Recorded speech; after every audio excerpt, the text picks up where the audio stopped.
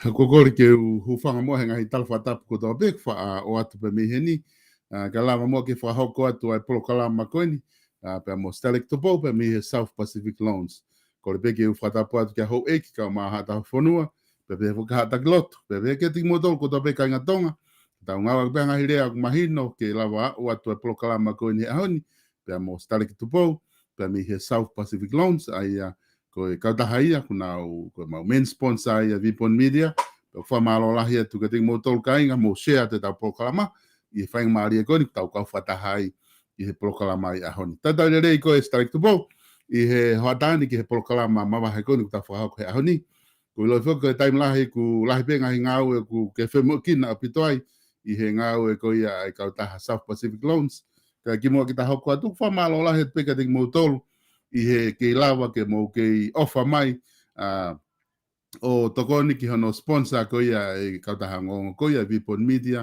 pe mau honga ia pito ngai tokoni ko tok fa hok pe mo kautaha finance i hene pehe ku ke fa talitali ahoni ke lava ke fa hok ta proklama lava fok ke fa havakai ko ha tu unga ko ia ku iai ai ngawe ko South Pacific Loans so ke fefe haki pe ku fefe haki South Pacific Loans ki hodani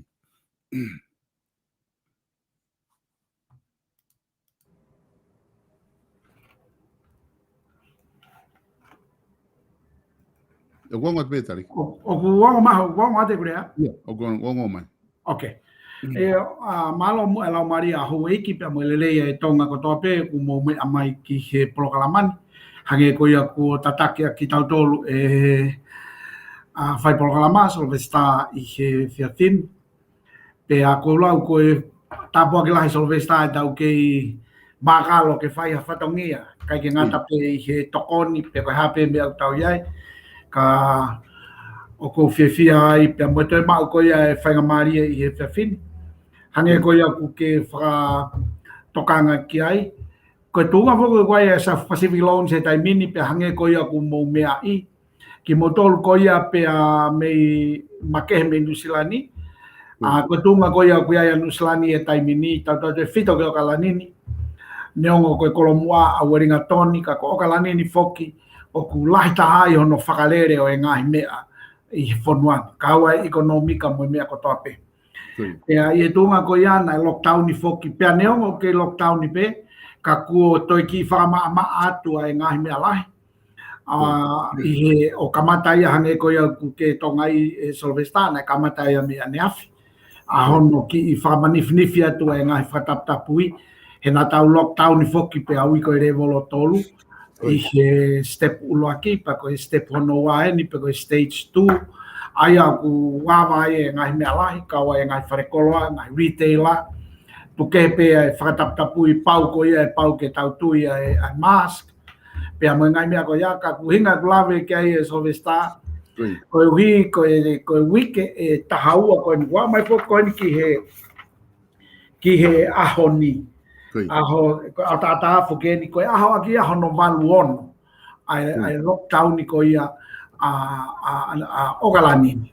Ke a ko aho aki aho no ni maua.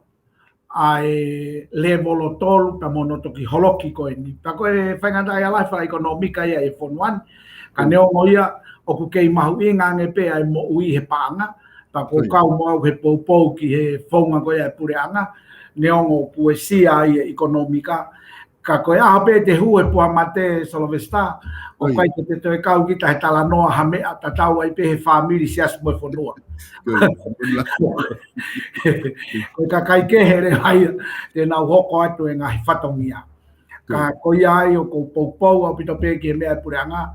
Pea nā mohano kei levolo loka levolo tolu pe ka pana tau kei ai pita tolu te kei poupou pe ki ai. Ka neo ngoia tau mui pe he tūtū ni tau talango fua I ngahi mea lahi e lao e whanua ko hi ko lelei whakaluk fua. Ka neo ngoia e Solvesta I he ahoni foki kamata mea ne afu. Ai toi whaingo fua ange ko hiko nā tolu koe na mea mai ke ofisini. Na e tuu pe ai poloka I mua I he matapā. Ko te hu mai pe ko si tuu atai pe ai e mau FPOS pe amo te pire ai ke ngata ai pe ai e hotau kāinga. O ki nau tolu ko kua mai ke apply no, pe tok whaka atarewa ke nau hu mai ki loto, pa ko hu mai ko ia o taha pe ke taha. Hange ko kāinga tonga uno nau mai ke te au, nau o mai pea ko pau pe ke mita e ua me ia te au te totaha ko ia, pea ko pau foke nau tui ai mask. Me ane awhio a mai ai ki he taimini, o ku ki I whakangaloko e mea ko ia, whakaata matapā ke hutawa taina mai ai kakai, ka ko pau ai pe ke nau ke mui ke mita e ua, pea pe he foke he mask. O hinga e gulave ke ai Solvesta ke amanaki rewa e totaha no ko toa pe ki he ki tuai ange. Ko hi ko tafako ia pe ke te au te ke poupou pe ke mea ko ia ko hi tuai ange ka te au e ke isai ange ia he e te vave pe kai ke te au ka te hu he puha mate. O hange ko ia ke mau pe o ngongo ke tokotolu ko ia pe ko toko whana mate ko ia feitu ko ia of ki Napier. Ko o kau he laka whakahaha ko nei weringa toni ki he tau I tokua e tawataina. Ko hui ko hono whakawhepaki I ko ia huhu. Pea nau foki, o kai au ko nau apika, nau hua tai pe he whare mate. Kai ke tau ongo I ko toa pe pe kia ko ni neongo kau muri. Ka ko lawe ki ai ko hui ko tui o kei mahu inga nge pe safety. Neongo te tau mate ko toa pe Solvesta, he kai hata mo I tupu ai maman. Ka ko pau pe ke tau whai e mea te tau ala lava.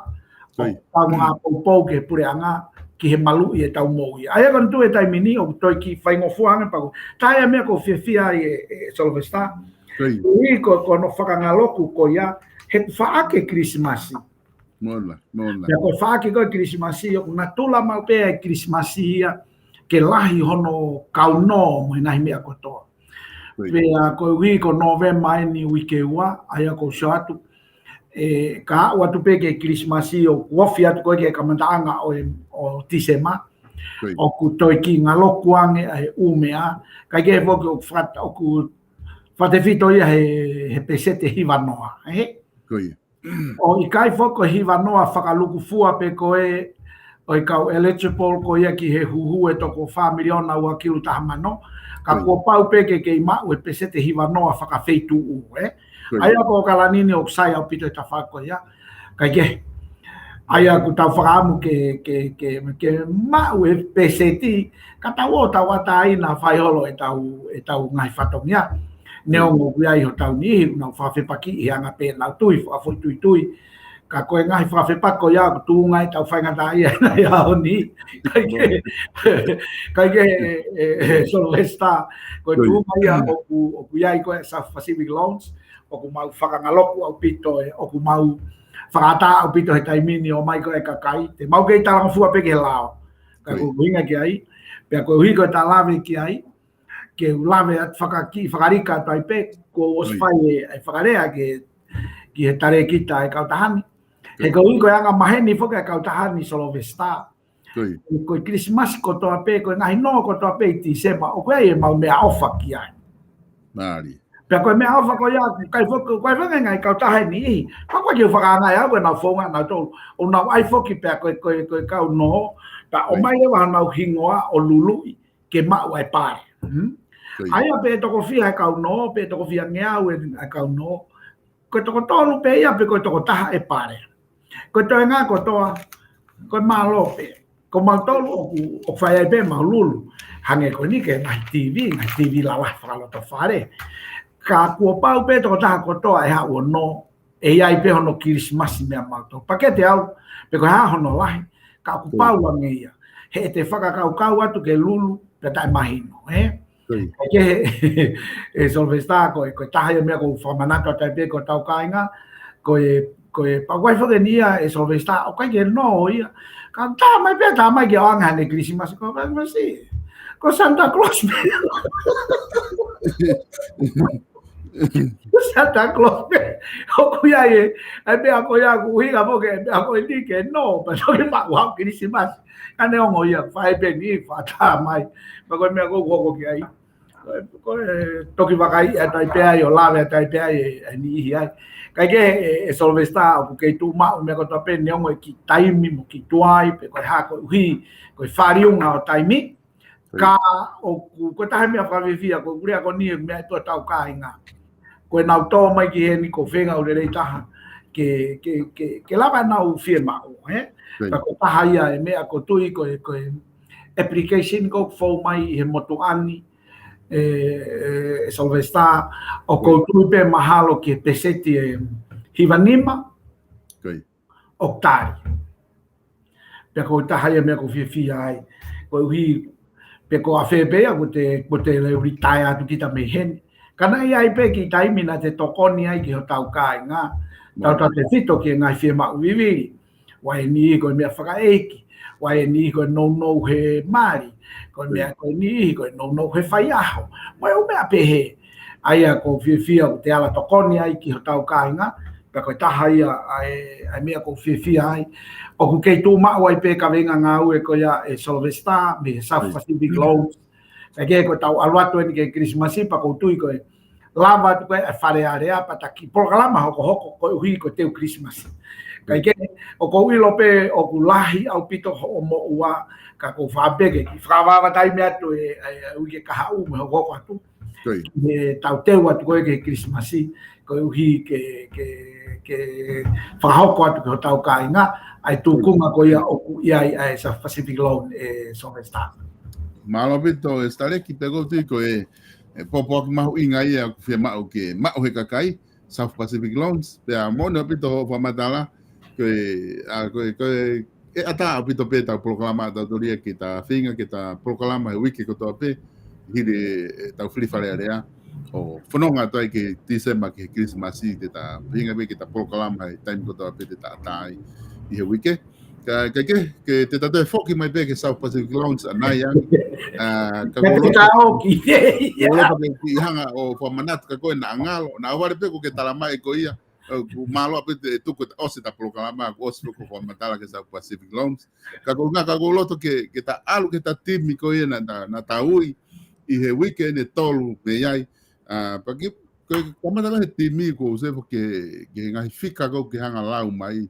Ngai aha ko tau lockdown ko toki sia fuko ke ko toki mai no ire ia ko toki lo ia ko aho ne valuono no loka i tau tolu ba hange ko ngai fika ko ke hanga whakalau mai mo tau toko lahi ka ko hange ko lau ko tau ka whanau o na vare maha taha tu ulu mai mea whakawhika ka ke whaka whamana tue kau tama ko toko taha whakalere finance ko toko taha ko ke nofo i he paanga ko lau matai whika me pong ke piapi o na vea vare maha tu ulu mai ai ko hange ko lau tale ki ko ta timi ko mo South Pacific Loans ko na taui ta timi ko na taui ko eta programa ko osi me tonga tapu loaki ki niwa ta fitu na tu foki na ke na talatu ka koe tu ko pau pe ke fenga ke te o mai koe ke ha osi ona te ai hani i ai fitu pa ki tamai ko ka he ku ha fe halaki he ni ko ni ka ha fe halaki ia pe ko po pe ke ta timi ka ko nga pe fo ku ai fo wiki tolu ko ya la ngai me koko ai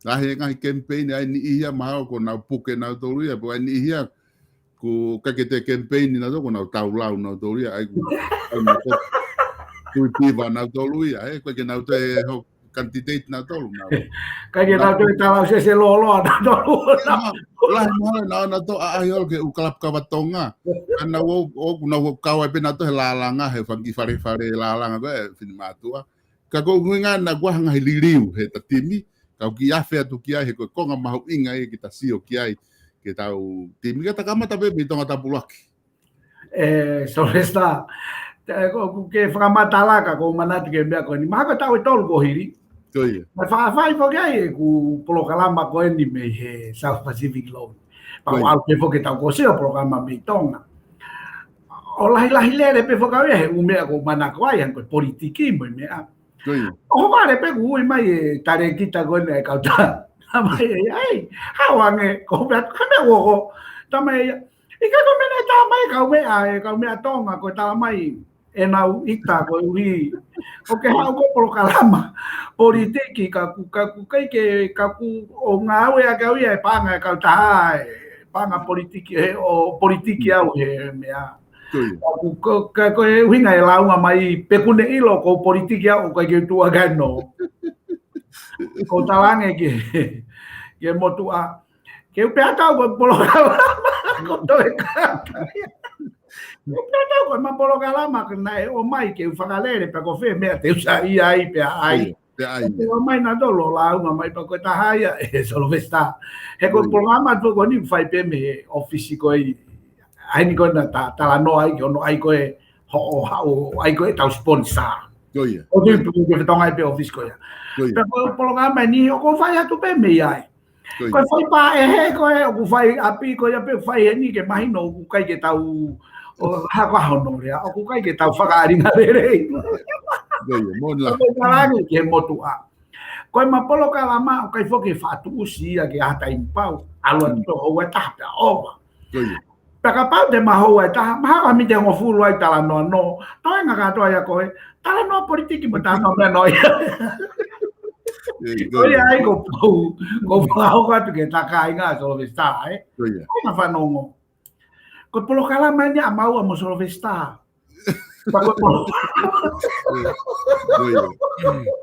tu ko ka polokalama ko ni o ku ke he la na lere ko mai quería tawa no lere so que talere ko está mini aya capaz de tatorere ta muy mini de fani mini te uai tala no kaya ko vivia pe tu gunga ko ya solo vesta ta talangi ya tema polokalama ne fia patang tema polokalama pompong tema polokalama hen pe a glotonga fai fili fare area i tonga tema la no foi fare vai botar na e ma ko polokalama ta imagina pe que tare kita pure ai ko to he polokalama pe ku ko Batu ko kata polokalama ko ni e mea fa politikare ko mea fa community pe ko no ko mea fa community e ka kai ka community e ta mani e ha o ngai fu ka me to no ko bea pe ko ki estare que fa manato que te ko me na dama he motu ape na dama na tango ko hoa ke alo o talangi ke mea ke na mai o la isi ki housing e na mala isi mai ki driveway ke na mai ai ki perepela pe ala te fini motua fai area tamai mo to masi ko pe ko au ke hoko pe tu usma ma va benefitia mau ko to ke ka po na nga fe ka ko me ko ta ko fatokanka ko na pula fai ho politiki hanga he tale kita pure tu sponsor Ikai, ko tu ya so está, e ka je uina pe. Ko la hanga politiki ko tu e to fakalahi ange e reiti ro. Kaneo ko ya. Ko hua pe. Ko malo mo ke ma we ngai fatongia ko na ku ke yai ke. Ta wa ke ngai lo to fare. O kai ke a pe me fakapanga ka ta u he ngai me mau inga ko ku i time ko current event ai au taulo tonga lere ko current event ko tonga time ni ko firi fare area pe ko tu i kapau e lo tonga no foi ata mai ka kai nge to fakatapu he me fa fare area ku tau ata no me ke ko ya uhala ko ya ko pe ai tau alu be mo lau ga go with the flow ta foki mai ki tonga tapu luak ko ya Tongata puluaki e vita puloka na ke fili ko tongata puluaki.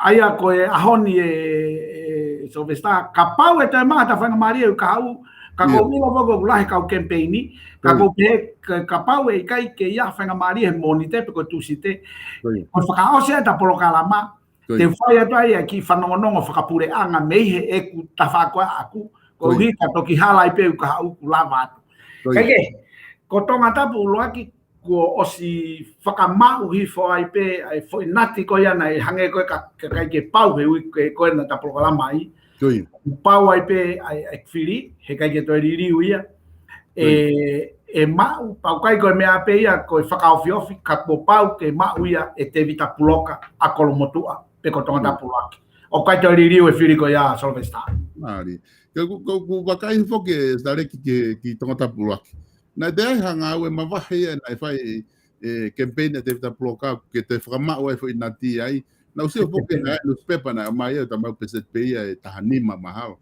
ene e vote ka kai kuna o vote mai ko kia he foi tai mi ko na sabe ko ha me na te frama o na ti ai te ha me mavahe na que tu ko ta po kia e solo sta ko na mari ko ngai campaign i foki ko te programa mai yang ki he fai nga fili ta ki na tula ta ta ka ko campaign ko na te vita puloka o mari he ko hu te ka ke usio wa campaign pe he i tonga talu me kamata me ko campaign fare area ai hu mai ko ia ai ki fa na ko ia a te vita puloka o fai mai e nau funky tohi hange pe ha nau personal testimony ke na hanga o mai ki he papiriki o tala mai e nau tuunga whakaloto whare mo e nau tamai o kui kai ko ne toki mata ofa pe he oho he whiri o kui kai ko ne toki tokoni pe ko hui ko whiri ka unau o mai o rea mai mo nau loto whare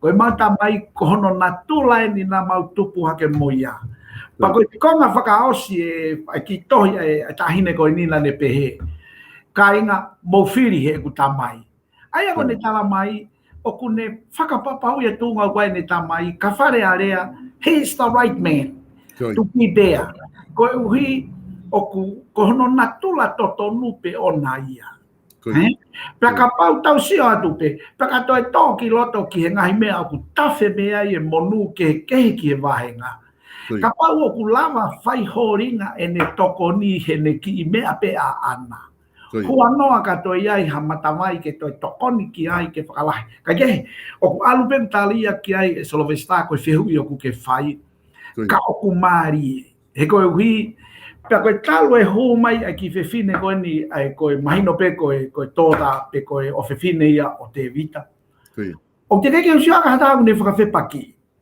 o ka pau o kua hatahu ne whakawhepaki i koutui ko whainga uhinga whakakempolo pe ke ki tuku ihi whoki lalo ka heke ke te lava taia whakaikai he gure au tonu mai a me loto whare he koe hui mo koe tai me taha ia o hoko pe ia tau tolu te o ku te ngari natula re rei mai kita i toa ka tau mai ni ku lo mai ka kai ia ai me ako ku hoko i hoto ata kai ota ko e nia wa ton mai fa na u tala mai e kainga mo firi he mau tamai e ko hono natula pe mi talu mau ai ko no moni ko taha ia foi campaign fo o mari pe fau ai ku hangere wa o ku toi kau mai mana tu na me e ua na e peisi ai e ku firi ulaki ko fa fofonga ia te ia pe ua kata mahalo ko kau no o ku malo to polo kai solo vesta aya ko sio atu ko ke hu mai ko neongo ko foi kau mahalo pe ko konga campaign mono fai na furi kai ke to fakai kai hata ai lelei o ta fa ko ya asimai me loto I family na ia ki mu atu na asimai e fefine na te na ha o me ha pai na palu ni ha o ta o ne fiha mo toni iki na tolu e te vita na hange pe na tolu ha foi family e o fa iki na tolu pe area mai mo e to ta mahalo na face kasini na ha no foi o ne anga ko ni tata ene tala mai na palparema me afo ko ke te fila ya ko tuina slau pe ka kai me ko ya kai hanga kai ke to lau e anga tu e no fo kai hanga e te vita ta weni e fia mo fulu me ai solo vesta ke pehe ko ene toki oho ko uhi ko firi ikai ko hono natula pe ia o ona pa ku hangere wa ku fit ini mo ko nga faingata ko ni hata ke alu ke whakahua ke ko foki ai fu kapanga ko ke alu ke mea ku ia e tawhenga monu ke whonua ke pa ko ta ia mea ku ne to asire pe ku tui pe neongo ne os pau pe ku loto mo yanga e ku criteria aku ka pe hanga ngai famoni me he loto fare ai famoni me tapa ko to famoni mai sesi famoni mai community famoni mai meloto fare famoni mai mo kai nga ofi o ku lelei au pito ai to tahan ta ko ia ai ko tui solvesta kono fa mau po it's right there ko ia ta ho gen ha me maria ia stale ku kitano ki ai kwanga foko lau ka pau e fai campaign pe tu mai te fa nau o testimony mai ka kita fa oni pe talama he community ko na wa ofi akita o kai ko me ai na sio ki ai o ku hage ko na tala no ki ai pek fire apito me ke akita mo te ke ni ko kai ko me ni hoko I tanga tapulo aki si tu mai fa na go na te vita o fai ngai fa mo oni ko ni na ilo pau ai ko he pe ku kai ke ngata ai so vesta neo ko ki foi fonga ku ki fakaori ka ku mahino vamos na fa lockdown ni Goia. E aqui assim mai ne ki halo lo ni.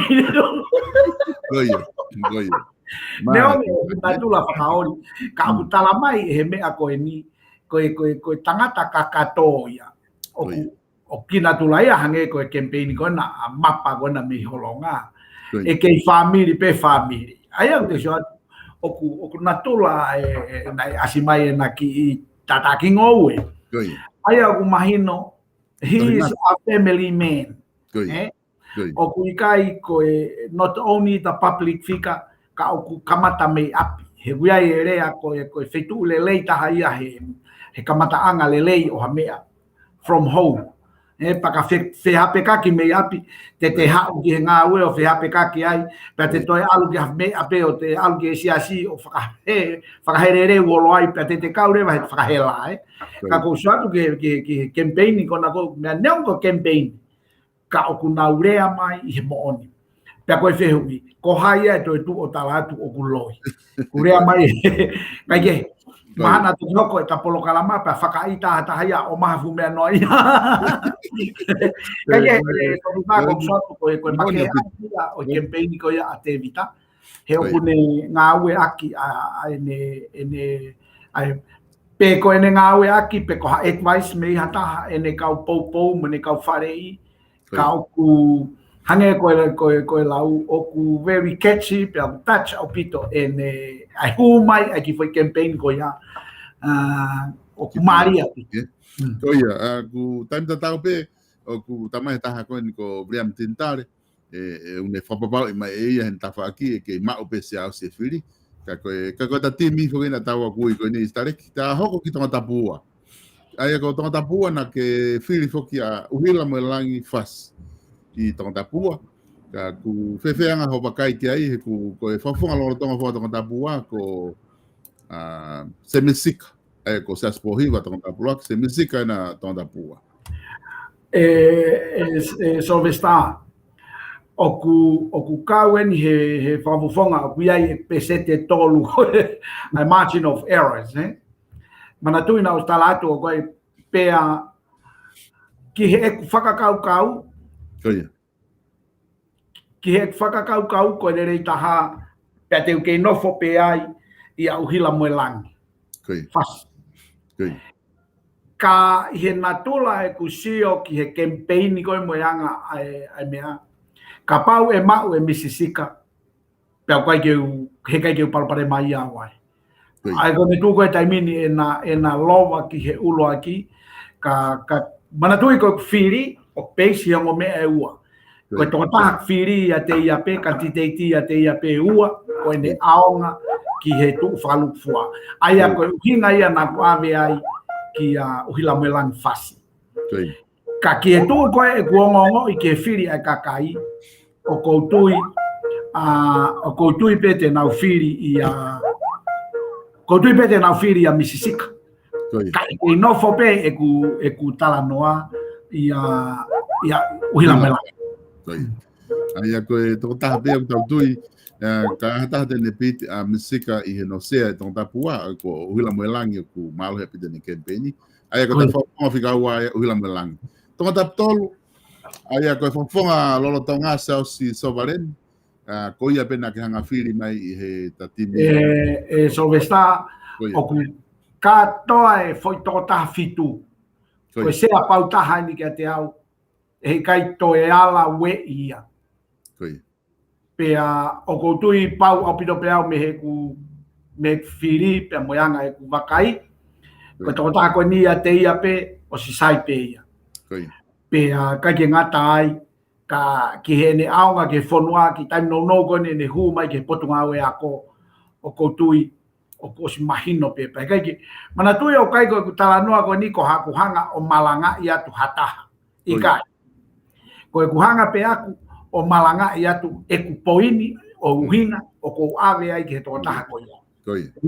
O kai ke uhinga malanga i ako ni koe malanga i a Sovaleni. Pe koe malanga i a te Vita Puloka. Pe ko uhila moe langi, i kai. Koe ku malanga i pea kuia ke fit ini e ku criteria moe kau tangata koe ni. Pea ko i ai, ke te au, o ku kei tū mau pe e ku whiri i a siaosi. Pea pai ke tū iau ia koe toko taha koe na arake ke na ki vei pā kai ke tū iau ia ki ai. Ka pau na e kei whiri a te Vita Palu i he ona toko ua pe toko tolu aka te Vita Palu. E ala hei kai peke mau e te vita kai ki lahi ange ai fika tene to'o koe mea koe ke lau fika hei kai ofi ia ki he tala noa kai koe toko ua koe na ku nau toko tolu foki nau toko tolu e tana ke ongo ua koe tori unga ua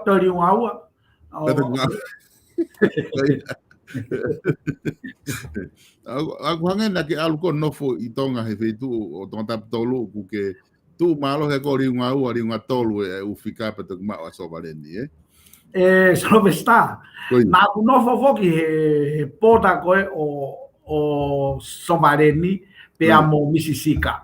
E ko hui ko konga foki o kolofo o lau atuia ka Mississika.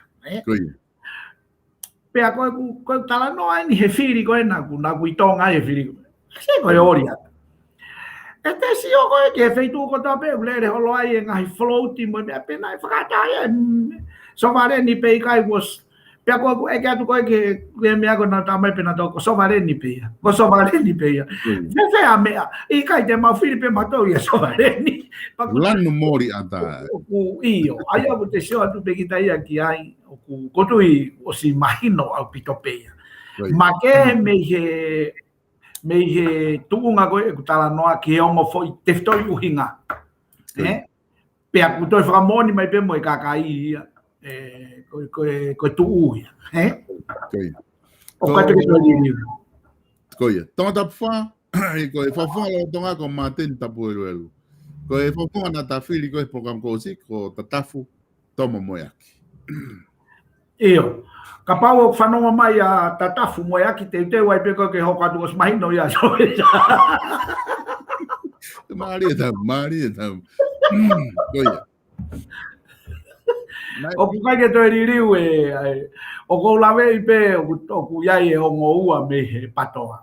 He kai ke toi fulo ko lawe au solvestahe na ta osi analaiso na ta osi hanga I taua ia o ai uhinga.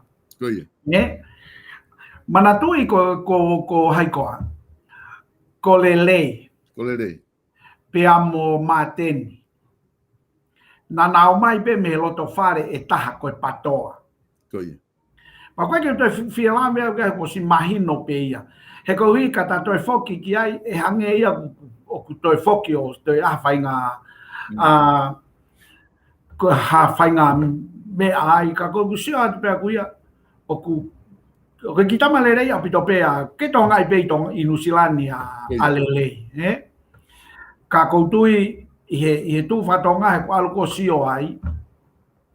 Ko peseti lahi e kakai ai tonga. O hunau talanoa pe nau to he kakai loko I tonga. Pea o koutui ke mon koia. Koe alatu koe mei murini ke to o fika ulu aki o koe ka mea whaingo fua ia. Ka ye ke isko ia e solvesta. O ko ke tu ma ke ia tatafu ko manteni ko sei fo pe u komeni he ko exespe ke ai ke frata pe ke sio ke ai e ai mai ko o mai ko na o hai ko lelei o sai a pito pe ia ko anga ia ko fa more pe ia ki a hai ko bria mitintare Kai ke mahen me to taha koe ni ka kia te au koe kulerei taha ni hak ka kai ke ngata hai kulerei taha ka koe tama e hu e kai toi hawa ia Koe, mon lai aia koe fika whaa ia ok aia ko e fika ni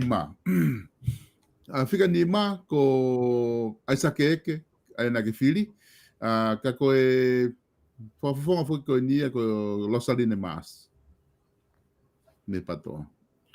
Io. Mana tu na koe ta fili ko sina na ku fili foki a Isake eke. Koia. Ta foki ke historia ai. Koia. Na e mau e Losaline pe fika ua a Isake. Kana ki va mama o kai ko uhi na e fili foki a hai ko na me nuku.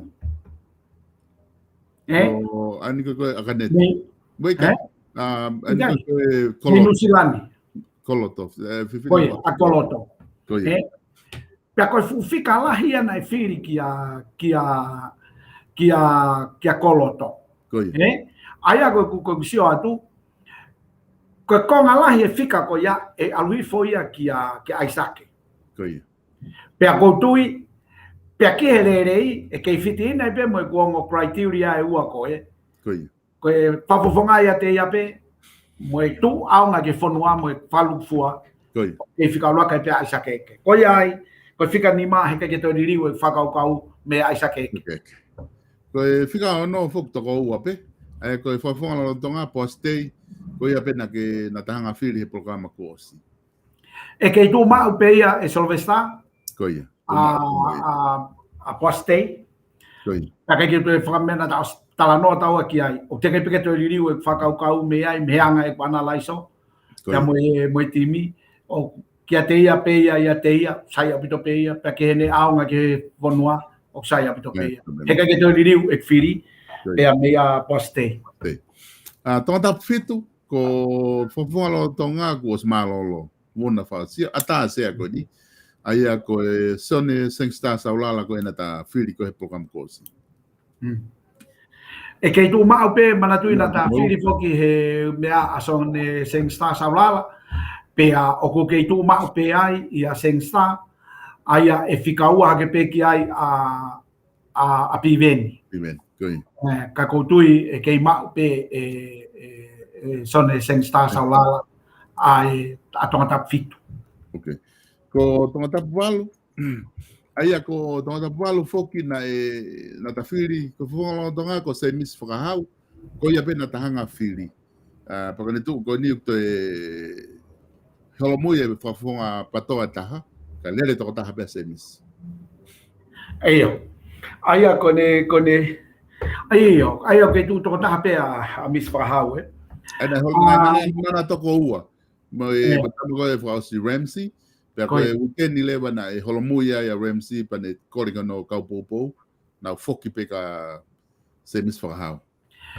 Ma kehe me he holomui ko ia, pena e holomui, pena e kei whiri, koutui, e kei mau pe e mis whakahau. Neongo kuiai e tama asi hake me mea ka e kei tu pe e ku whiri ia mis whakahau. Koi, maari. Ko tongata puhiwa, whawhalo tonga pensiman fifita, aia ko e tongata hako na tawhiri wiko siko 17, tomo ua.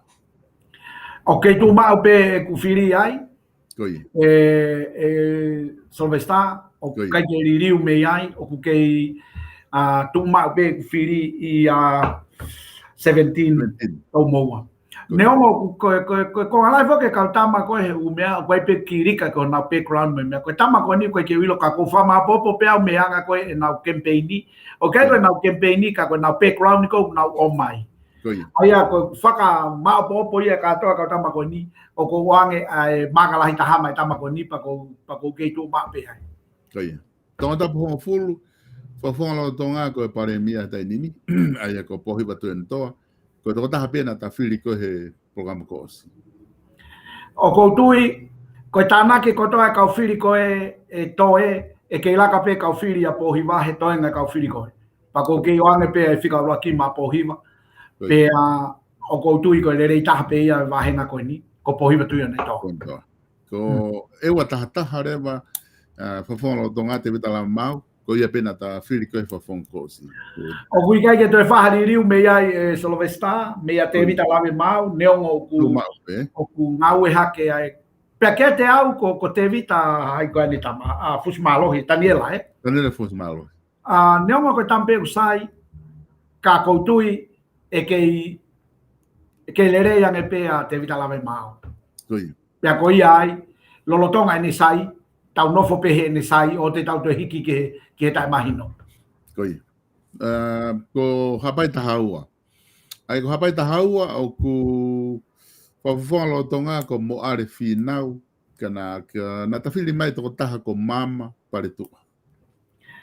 O ko kei tu mau pe ai o te kai ke tu e whelo mo hataha me tonga ke whai nagu nai hanga he toko taha o mai e ne risi. Koi. Kau sabe te toko lawe ka nai. Pe o kwai pe ngai ke he ai. Ka te ukei tu mau pe he whiri i mama pare tu. Aia ko hapai taha tolu rewa na tawhiri pe vivo sa taka ko whawhunga lolo tonga pe. O ko tui e kei whiri mai pe he ka inga a vivo sa taka. Tau kei tu mau pe whiri ai. E kwai ke ririu. Koi. Mawau taha wha saia mau piukala ko ia na ta whiri ai ko whawhunga lolo tonga pe. O ko kei tu mau pe whiri ai Solvesta.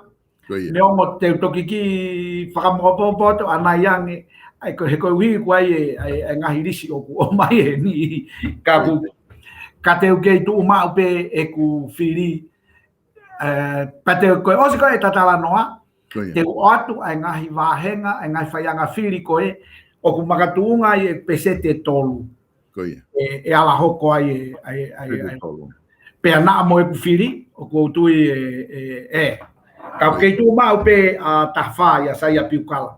Aia ko wawau taha nima Sami Waipulu ko e whawhonga lo tonga pe ko ena ta whiri ko e program kosi. Eio, o kei tu mau pe Sami o koutui ko e lere taha pe ia wahengani ko Sami pa koutui e kei ompe he ke he wahenga. Wawau taha ono Briam waskela tu ko e whawhonga na ta whiri ke fafonga ki mua se da la blavu ko ki kau he fili ai a ko fonga na ta fili mai o ke tu ma pe e ku firi I William Latu ne ongo ia o ku kai ki aonga ki toenga meheni ko ki he meheni ke aho firi o kai ki aonga ke toi ki whakawaiwai e tangata me he halamanga ono he ko tau molo mai me hono tua a mapa o ku ki mamalohi e ne tau molo mai pa kai ke eko pe ne hau ke mamao ka hange ka te au o ku mui va mai be mui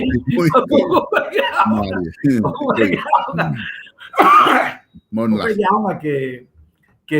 ke tuku noa ai manatu time tatau pe o kai ko ato e taha ke he a mapa ko whanau tama pe a ship o ku ikai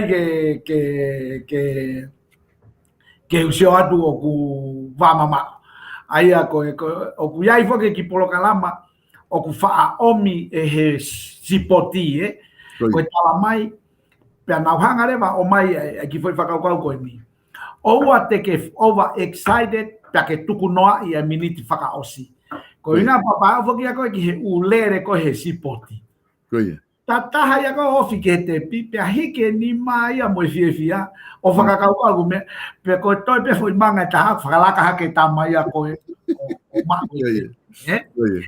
o whamanato atu Solvesta ai tuaki ai kautaha mintis I New Zealand pana o mai hapoto ai tama le atu te kolo yo kai ke mea ka aria tata pe mai re wa he tuaki in the moment like this you need mintis o ia o ko para toka e kaure ke o ai ofi ki he ahotaha malu pe a faka ngaloku na a fai ku to le atu te fika o ano sapi kai huia o mawe kai ke ko ngai ko ta no pe he ku matua pe he kane ongo ia ko tu yo ke mama o pe a William Waske me a mapa ka ka mantu ko politiki anything can happen and even overnight anything can happen ko ia kai ke tu pe e ku peni mo e ku maka e William Waske ko fazi ko ni o ta fitu ko e fa fonga pe va ta hui ko na fili me ko he tatimi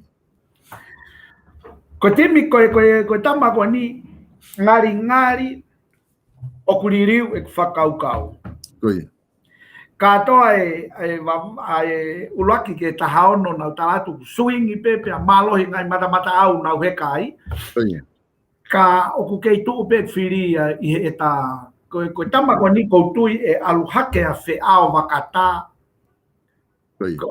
ko tui e lava e fe ao wakata o knockout a batau hui nana ke pakai ke uhinga e mea ka koutui mantui ko kainga ko ni ko me no fe family no pe kai pe ko hai pe ko te na mape e ke ki ai ko mea ka anga ia e ku sio atu ki he ni e Solvesta ko foi liriu pe e ta e ku firi ku pau ke liriu me a batau hui ki a fe avata kato ai toko ta fitu oku hange eta liriu ko ni ko fa filitimi ko olopreki ka vale ka liriu ha foi toko ta ko me alahi tu pe ka hui tu ko ta bene ko la liriu e pa yako ko tamasa ko liriu fica ta fitu ai ko mai a fe avata o ne fetong e avata na ya fe halaki avata he Iene campaign na uhinga no liriu pe ko malo hipe ai campaign fe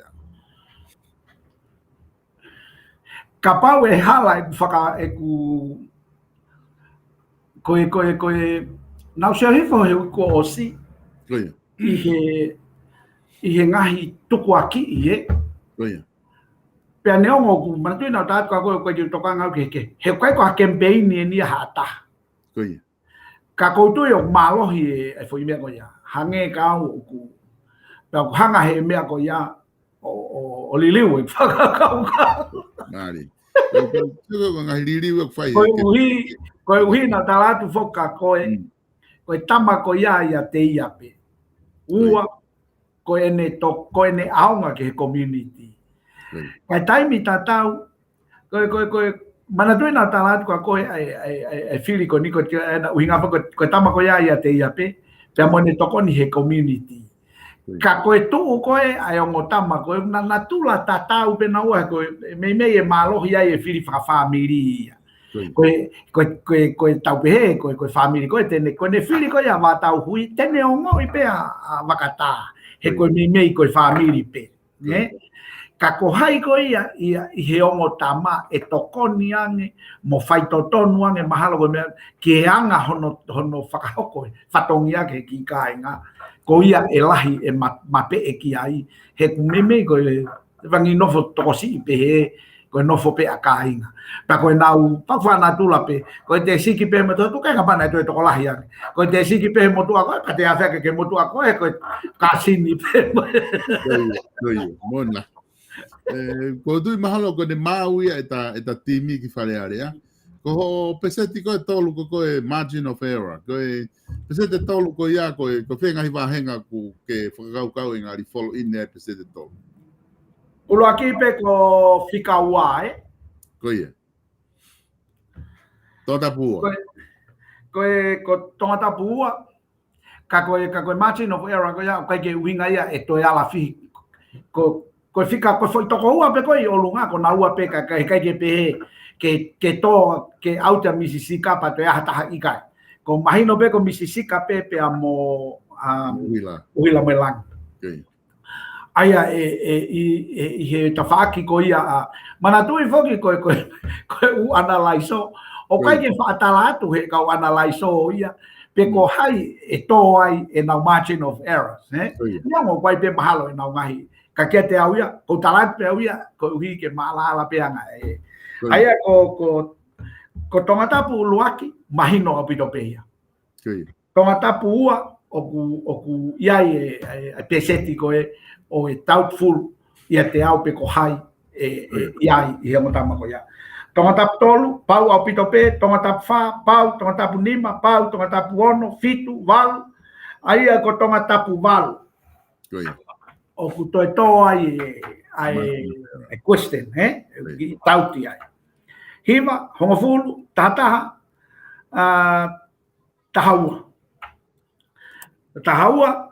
tahafa aia ko Martin of Wera e ka tama ko ya kai ke tato foki ga me ke ka tuku ke faya de ki fanono ko ni solo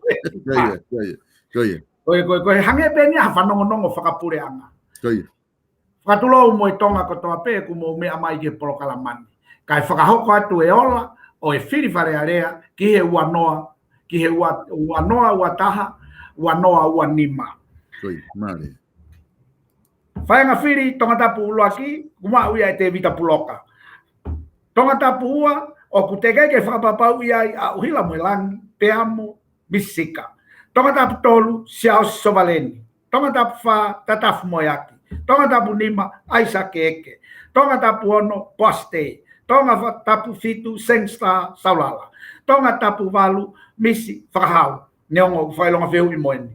Tonga tapu hiva, 17 tau moua. Tonga tapu hongo fulu, po hiva, tuione toa. Tonga tapu tataha, tevita, lave mau. Tonga tapu tahaua, mama paretua. Question. Tonga tap hapai taha tolu veivosa taka. Wawa utaha fa saya piukala.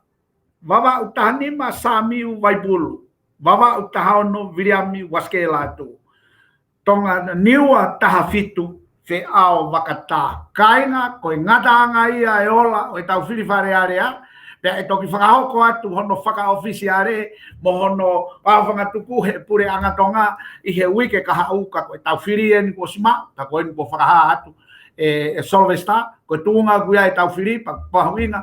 Koki mo tolu o mo tala ki e ola e tau whiri, whamore more, mo ave ho mo tohi launga ki he komisiona whaiwhiri, ka koe ola ni ko mau mai he taimini solvesta ka pau o te ai ha whihui ka koe ola ni o e tau whiri ai e toki whaka ofisiare ne ka u solvesta ka koe ola ni ko tau mau pa ko whamalo ato mo mea mai ki he ola e tau whiri ko tukunga na tau whiri Solvesta pa mahoinga ke tau whakapapai ai whiri a kakai Solvesta te ai haulau ki he ola koe ni ko o mai ko lau pe kainga whanongo na tala mai Maria pito ai Filipe ku fa ofa pa tu ko pa mono to tala ko o la Maria moia mai ko whanongo la ka hala ai ola ko ni te mauluku luku tere ai me ho kawa ai ko nga o fa tapu ko nga ko hala o Fili ke o pe atu e au ko Fili ka ke te pe mai ko ke luku tere Koia. Maria pito taleki solo vestita Koia.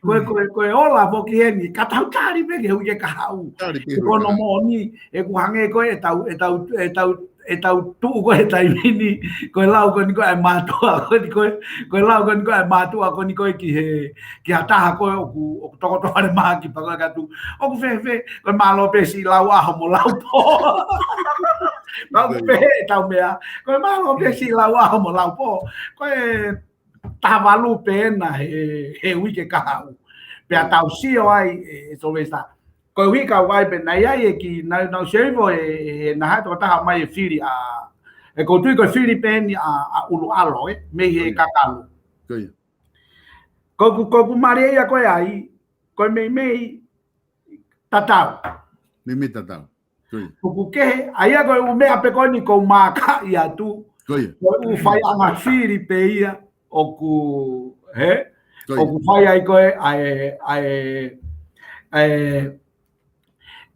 ai kehe ai e taimi tatau koe te whiri e taha nai omi he toko taha ka te au omi e mei tonga koe mea maari e ia ka te ama tatau be ai ni kou ki fai ai kehe ai ko me ko tatau ko to peia ko ki kata ma ben ki fai ai ke au ku pa ko ve pe ai kai ke ko ola ko ke puri ka hange ko lau mai ai tama ko ni he tala mai ko ha ko me fai deria ka kai ko imagino peia ko fili pure ka kai ka ko tau tala no ai ni me tau fa ka ofi hange pe ko me na watu ko si Solvesta ka hala e ku fili tau mai ani te ke whanonga mai koe ni ko haka polisio. O whakahu. Pea kau ko whiri ka mo pe mai mo tolu ia ke tuku. Ka hala tau mani whaha hanga populai, Maoni apito starek. Pea ko tui mau maari e ta whiri ko ne sila ia ne ta whiri he ahon. Tui ngā e tuku ai ki he topre lulu. Tau tok whakawa whakataha pe mo kakai i he topre lulu. Pake mana tui whako e topre lulu.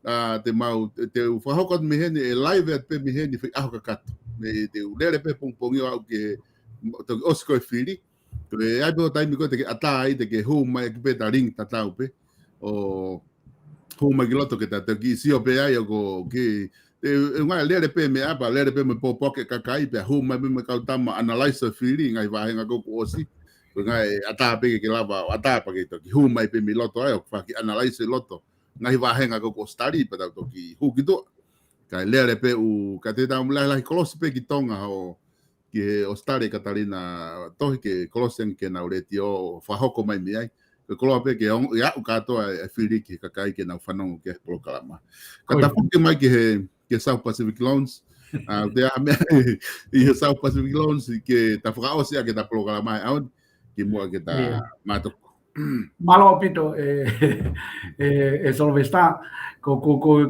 tahape ko ofi foki eni ko ala tu en ke wike uan ko ke tolu eni o November mau hanga tu re vai tai mini ki he Christmas ai tau ko motol ko ya o firma ai no ai ko palo to lahi at peke o tau kainga taim tatau Solvesta o ko to ngau e pe foke rea mahino e whakaamu ke o tau kainga tonga ke oua e mawhiri no ko wi he mahino pe ko no kai totong Koia. Tam tatau ko whaampe, katoki ai pea fumea ku viviri au pito, pea ku mau inga rewa, ke toki yo mai ke whakakakato. Ke taim tatau foki e Solvesta, ne ongo ku lahi ai ni ihi au ku koe mau tō whakoe e mau criteria koa mau tōlu me ke mau ngata me he ua mano. He? Ka oku tipeni pe foki ia. Wai pe ni ihi tōlahi o pito pe ni ihi, oku owa o pito pe ia ai. Ka wai pe mo ni ihi oku owa whau atu ai. Ia ngai matakari ke koe pe tau ni ihi tonga. Ka koe mei koe tuunga ia ku mau ia i ku mau au ke he ua mano. Ka whaalu pe owa ai.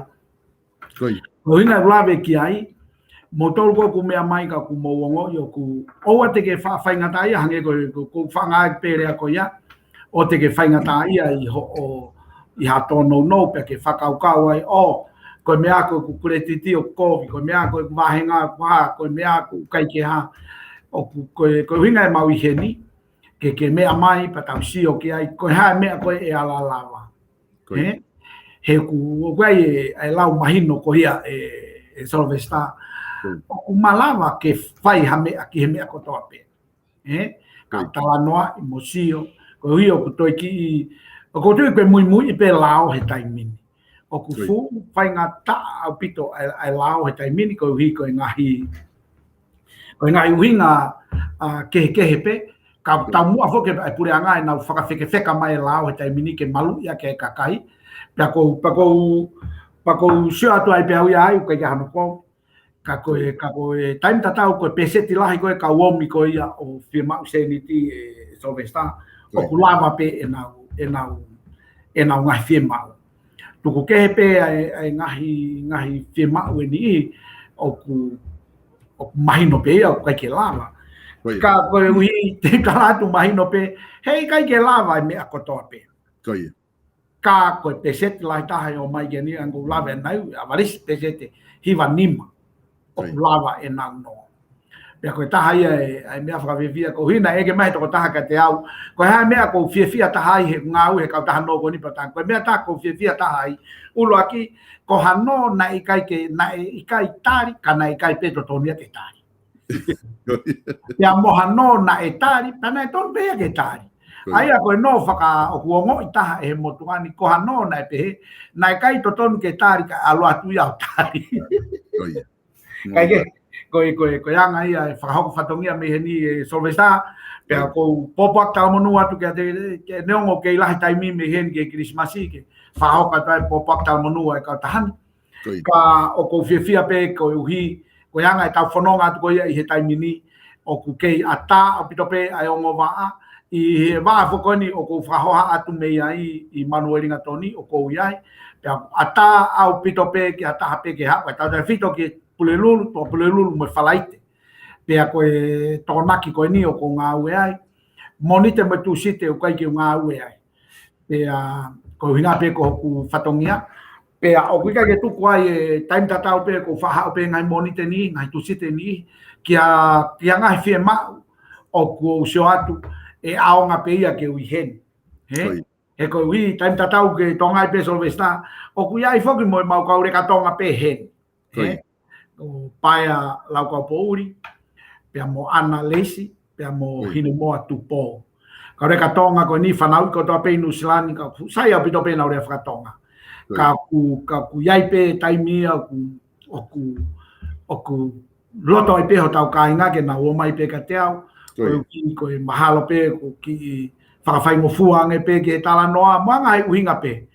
Ka koe mea mau inga ke lava o toko ni, ai whie mako ko toa pepa, ko mau heni ai e Solvesta, ke toni ki mo tolu ka inga tonga, o ku pakoutui i he tū koe anga e ku savea ke ngahi finance koe i Okalanini.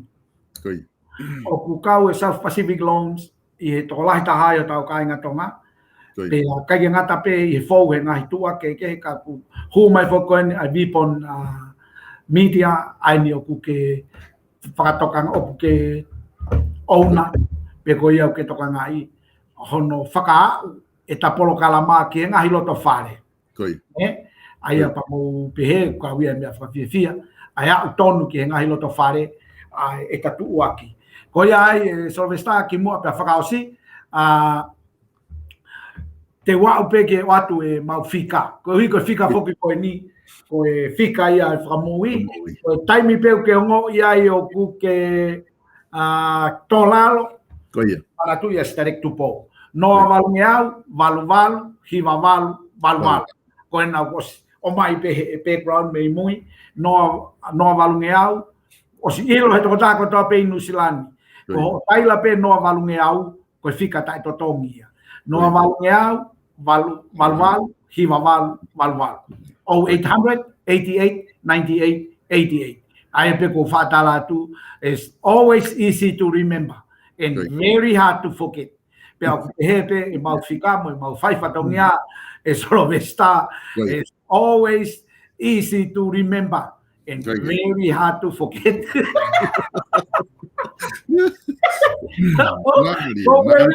E ko jai mai ta polo kalama ko ki sista na me America ko si ia au so mafia. O de tamai ke next time pe ai ke si ko hao malanga. Oh yeah. Ko ofa tu siu neo ko e o mai ai na fa family ka ko via ne asi mai ta polo kalama. Ko ofa tu ka ko siu mo fa na u ma tolo ni o ku mau sai pe New Zealand. Sai motoria o ku lahe ka mate ya Americana. Sa New Zealand ki mate si pe. Sa New Zealand ka ko ni ku mau hikito e mau mate hange ka tu ko ni ku alo ni ke to ta ya. Mahalo pe ko ofi ti se ma to ko ha week. O alo ato ai pe o kai ke to ko na la u ngo e taki a pe ya. Na ke la u mi ti a New Zealand ni ta mai ko si ko ngai fare mate ko mahalo na ngai ai si Ko ia. Ko ngai ai si ko wifoki ko tunga ko ia o ngai mate ko ia pe ko kaupekia me fakai he covid e mai no ke he pe ono fonga tanu he kai ke alu he fonga nga mai ni pe ko ia i o ko famana tu atu ne ngo lai ni ko ke na fa sa ia ka ko kore atu ka ko ke loto ke to mama na wa tu hatai mi lolo ane o hu Quería na boca le bate. Ni boca tamai na doria ko si hu pera to tata. O fa mai o hu. Tu ko fa le bate. Mo Mola. Sego que me maria ho tala mai ko lau ko ngo ko fia ngo be ko ke hanga lau hatai mi ngo ke mate. O lau to ngo pe mate ko skip ya wi ai. Na ke fesio ki ai ka ku sai ho ai mai que nga ke tau ke mau ilo ko to pe u ngo ko mai ko ngahi fare mate tai mini ko ye o ku na ngawe ke ngahi aisi ke tuku ai sino o hakau pekia he pena na o si mate teu pekia ai ko ye ke kage ko anga foki ai tau lau he tau ofa whakatonga e Solvesta mo e tau sio ko ke anga e tau tu whakatonga e tau molmalu ia he pekia ka ko ia o ke covid ko mate ko he ngau e covid o ku tau a apa pe ka e pure fonua mo lao mo fonga tanu te na ngau aki pe tan fokotu pe tan fakatapa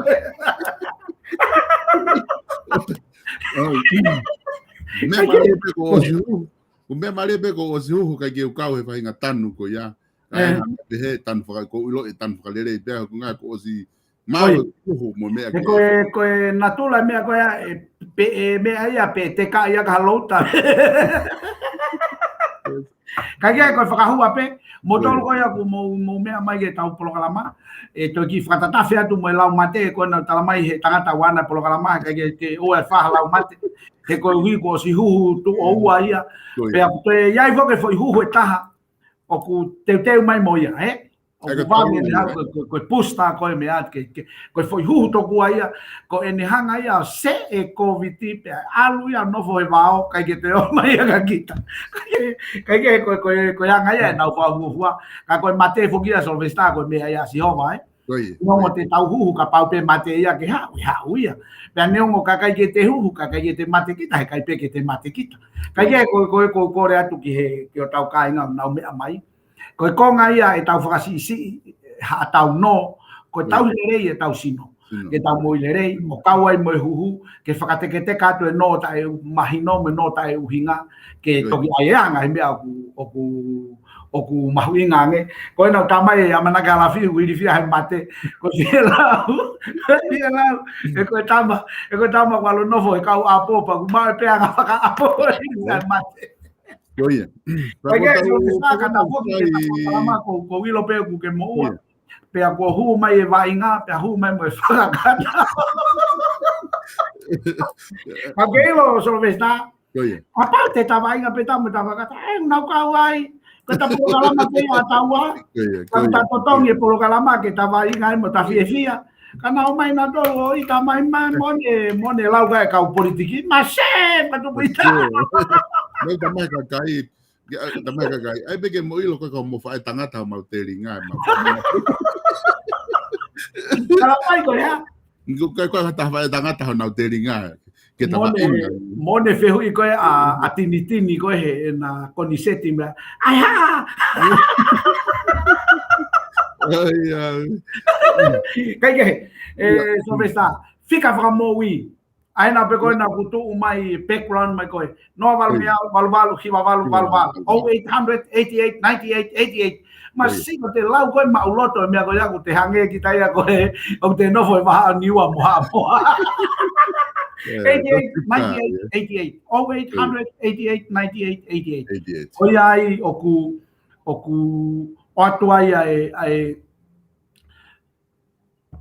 popo aki ko ni ka te motor tau ka inga tonga ko tau tu uia ki he Christmasi kamata te mapolo kalama mo Solvesta ai o atu e mau ngahi whanono mo promotion ko ia ki he Christmasi pa ko atu tomu ai a heni ko ni ko mahino mai tukunga ko tau alwifo ke revolu tolu stage 2 pe neongo ke whangatangata ai ngahi mea ka koe uhi o ku ki whakangaloko atu me mea lahi ata ke mea mai ki ofisini hanga tonu mai ku kai ke toe tu atu hafu tesio poloka ko he matapa ke mea hanga tonu mai pe kilotoni ta tala noa o mahino tukunga ku iai pe mahino ko hui ko whakamuia e Solvesta ko fam ke ngahi no ko toa pe e hau me he ni ke tai ke tau fito ke alwatu ko eni ki he Krismasi ko fam pe ke ngahi no ko toa hau ko ni ke tai ke tokoni ke tau kainga ko hui ko ngahi firma i ta fa ko ya ka neongo ya malo apito e Solvesta mahal ko loi pe ku ia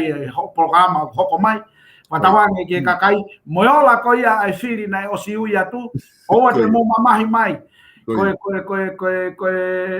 uhi he ko mea pe ia hoko e tala ai e pe he ko mea ko nu atu e tai hoko ko ola ko ni lau atu ko ola pe ia to ki o mai e ka hauka ko hono kamata tu e kamata no pito e so besa ka ta mea ku ke fie frausa ke ta programa e ko uhi ko fa be pe mo o mai ke tabaki aku ke baka kon ko osi tatawa tu malo lava mai ke kainga ko tope ke tapolo kalama pe ko fika fa mo i tu mai me tu o Solvesta 0800 88 98 88 ani to ko te hive vai pe pa vare hi foi pe to matao mo e piavi 0800 88 98 88 ko fika ia que no que Christmas e Solvesta malo vito starek ta fa aki pe ia e fa o siko ku ke fa hoko pa malo atu tau kainga no foi mai tau proclama mo to ki me mai be mate hoko pe hatai mi konte ma